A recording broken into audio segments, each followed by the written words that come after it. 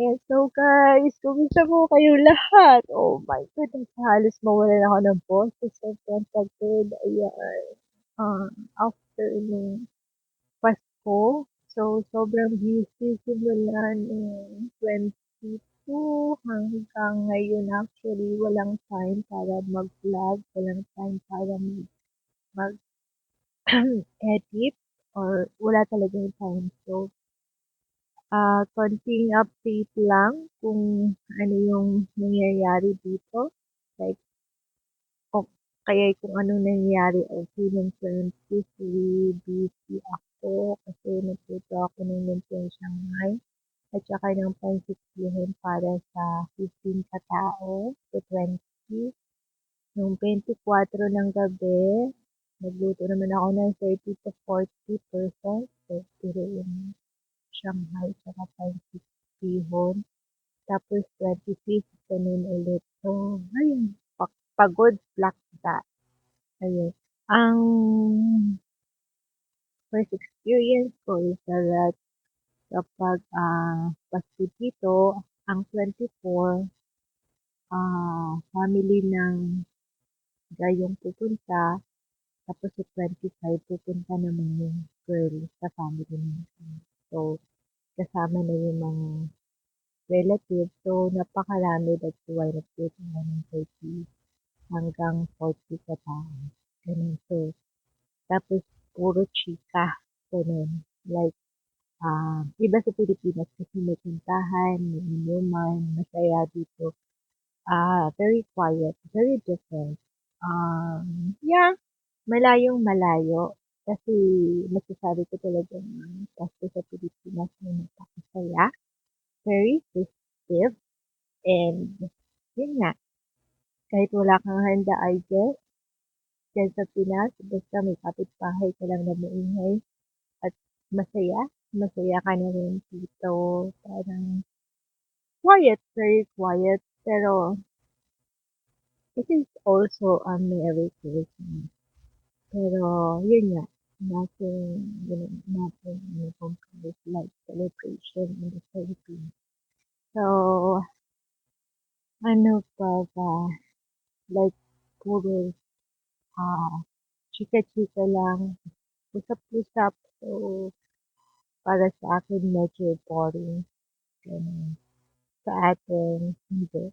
So, pagkakain, ilagay sa dishwasher, tapos chika ulit. So, yun. Sa Pilipinas, may puntahan, ganun. So, nasa mall, ganun. So, yun yung namimiss ko. Yung 25, baligo ka, relax, tapos yun nga, mag-mall, mag-visit na, tapos kakain sa labas, ganun. Yun yung namimiss ko dyan. Ayan, but yes, it is a Merry Christmas. It's just that malayo for me than there. So, yun nga. So, that's why talaga namimiss ko na yung Pilipinas. Tapos, um, yeah, gusto ko talaga dyan sa Pilipinas. Kasi, as a Filipino, gusto ko yung very active ako. Hindi ko kaya yung ginagawa sa dito. So, um, madali dito ang buhay. Sobrang gaang. Pero, hindi siya nakaka-challenge sa akin. Nakaka-challenge sa akin yung mahirap tapos parang ang hirap pa rin kami. Mas challenging. Yung ganun. Hindi ko alam. Depende kasi yun.